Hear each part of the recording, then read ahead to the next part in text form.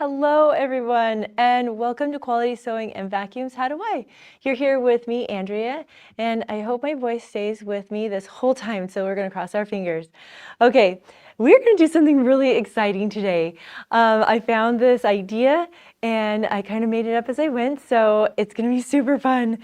I have so many scraps of fabric around and Easter is coming up and I have lots of kids and these are little reusable Easter eggs. We can throw out the plastic ones that get broken and gross, and you can just replace them with these quick and easy little Easter eggs. Let me show you the backing here.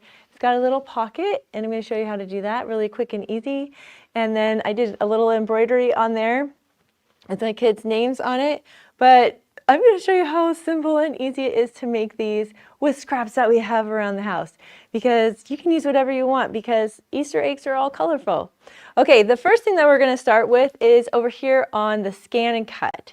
And what I love about the scan and cut, I'm using the SCX 330D, the one with the Disney characters in it. Right in the machine itself, it has an egg shape in it. Okay, so I'm going to go to patterns right here. I'm going to go to this one that has shapes on it with like the Eiffel Tower and a tree and things. And then I'm going to find the one with holidays. I think it's this one. Yes. So there's like Christmas and Easter and Halloween. And I'm going to go scroll down to where there's 2 Easter eggs. I'm just going to do this first one right there. There it is. Yay, my Easter egg. And this one was like 8 inches. And this one that I like the best, that you can fit a bunch of fun little things in, it seems a good size, is I made this one 6.5. So I'm just going to press this until it gets up to 6.5, right there. That's good, right there. It doesn't have to be exact. Now on here, because it has 2 different layers to it, you see the yellow part right here and then the stripe. I don't want the stripe, so I'm just going to select the egg shape itself and press OK. And there's my shape. That's the height and the width that I wanted. We already made that, so I press set. And earlier on my cutting mat, I cut in the same exact spot a couple of times. I want to give that spot a rest. And I'm going to, you can either use your finger or your little stiletto and click on it. I'm going to move it over to this other corner because I haven't cut in this corner. When I'm through with my mat, I'm going to want to clean off all the little fuzzies from cutting out all these little things to renew my mat again. So I've got my egg here, and that's all I want cut out is just one egg shape, and I'm going to press OK. And then the only other options I have, everything is grayed out. It says please select or go back, and I want to press please select, and it's foil, emboss, draw, or cut. We're going to cut this out. I'm going to have the machine do it for me. Cut. Okay, so one thing when you're using your scan and cut, what you always want to remember is to look at this little spot right here, half cut. And because I'm cutting through the fabric, I want to cut all the way through it. I want that to be off. I want the half cut to be off. Half cut is really great if you're using iron-on vinyl or press-on vinyl. That's really great, but the fabric, we want it cut all the way through. So make sure that is off. You can test it, but I already did a couple of times. So I'm just going to press start, right, like this. My mat is loaded up into my machine, and we're going to see how fast it cuts this out. It is so great. I love my scan and cut. There's so many quick, fast things, and I can cut out multiple sizes. I could make these small enough so I could cut out 4 little eggs. So they'd be just a little bit smaller than this if you wanted to use a lot of scraps and put like just one little candy inside instead of a bigger one. So the sky is the limit, especially with the scan and cut, because it cuts out this perfect egg shape for me every time. There we go. It cuts this perfect, oh, look, and we're finished. I don't want to cut out that little band that went across it. It says select the next part or finish. I just wanted the egg, so I'm done. I'm going to press finish, And then I'm going to have it release my mat, unload it, and put that back right there. I'm going to grab the corner, right like that. And there's my egg. Look at that, that's so great. I want to keep this extra part because we're going to use these extra parts to do the back of my egg. I'm going to take my little scraper, spatula, thinger-do. I'm going to pry up that little corner, right like that. Ta-da! I've got my egg here. And I'm going to set this all aside and lay that out of the way. Okay, so I've got my egg, and I need these little sections here. I'm going to get my rotary cutter, wherever that may be. Where did I put it? Third drawer. Third time's a charm. Okay. I'm just going to quickly cut that edge off like that. And I'm going to cut this in half like that. And so I've got two little squares here. I can lay those aside. So I've got this little guy right here. And then what I'm going to do, if you wanted at this point, ooh, that's going to make such a fun egg. Look at that. That's going to be so cool. Anyways, at this point, you can embroider it.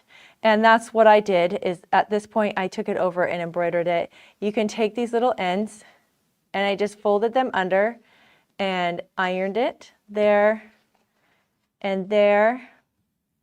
So it will look like this. And I just top stitched it here and here. So now I've got these two finished edges. And then if I wanted to just put it together, I'm going to put the top side down first. I'm just aligning the edge right up with the top of the egg there. And I'm going to overlap these guys a little bit and line that up there. Now I'm just eyeballing this. So there's no real specific measurements, just how big you wanted to make your egg. Anyways, so, and then you pin it. But before we go on to like putting this actual egg together, I wanted to show you how I embroidered some names and little things onto these eggs. We're going to go over to the embroidery machine. I've got it set up to do one of my other kids' names on here. Okay, so here just right inside of the Brother Stellaire, we have some fun fonts. All these fonts are out of the machine. All the little details and things have already been out of the machine. I just chose her name, and we're going to do a little cute little heart around there. I've got this set up. I'm going to pull this out for a second so you can see right here. I'm actually using my Sew Tights magnets on, oh, am I over here? Here? Here. Sorry, we're gonna find the right camera here. Okay, so you can see that I've got Sew Tights magnets on here, but it was such a funny shape of an egg, so round, that I added some little pieces of tape on there too. But I really love how my magnets hold my piece in there really, really tight. You just want to make sure that they are completely straight across with your front magnet perfectly. So you just feel it from the front and the back, front and the back, front and the back. And these magnets hold the fabric like awesome, but with the curved on there, I wanted to make sure that the edges didn't do something funny because it's on the bias. Bias likes to stretch. So anyways, we got it all inside the hoop. I'm gonna click it in here and we're good to go.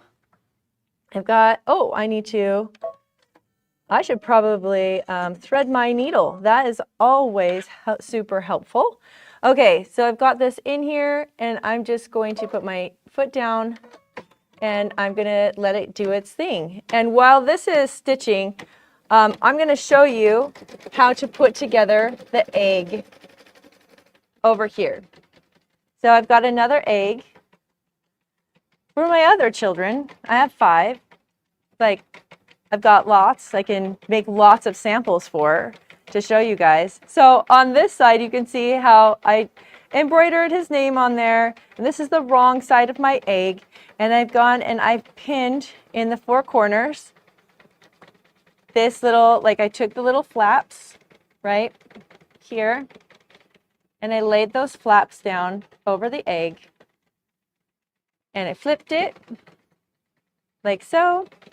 And I wanted to make sure, you want to make sure that these are overlapped by a little bit, and make sure that you put the top one down first, because that just kind of holds in whatever you're going to put inside there first. Okay, and then once this is done, embroidering out, it's doing really great. I'm going to show you how to just sew this really quickly, trim it, and flip it.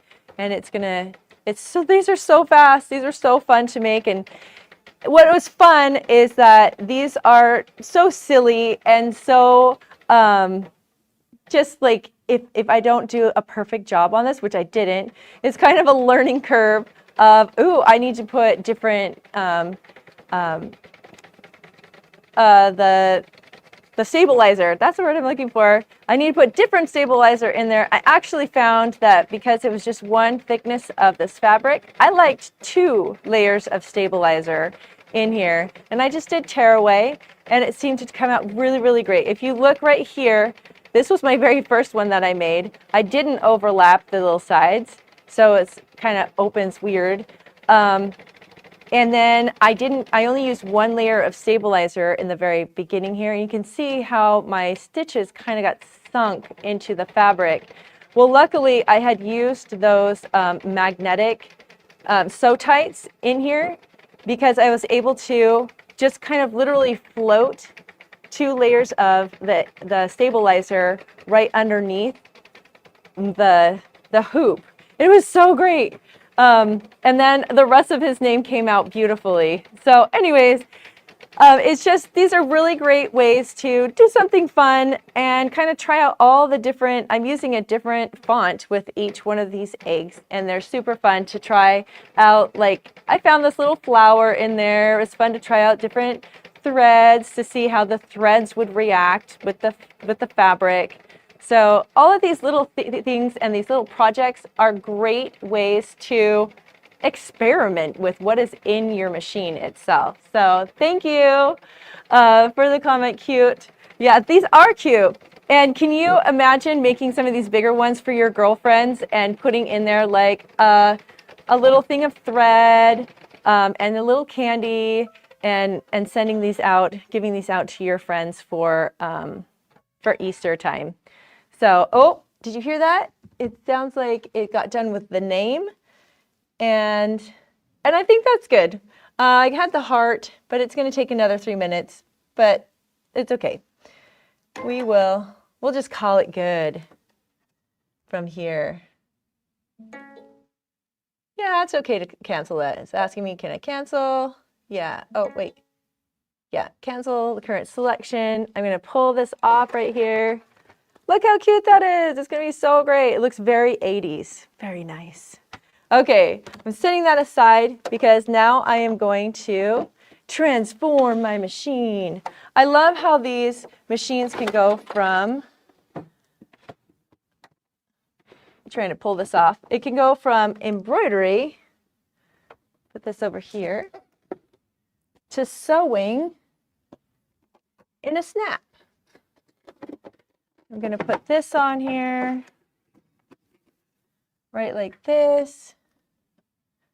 Oh, it wants me to turn the machine off and then turn it on again. While that's thinking, I'm going to get my tool here and I'm going to take off my embroidery foot. Make sure I put it the right way.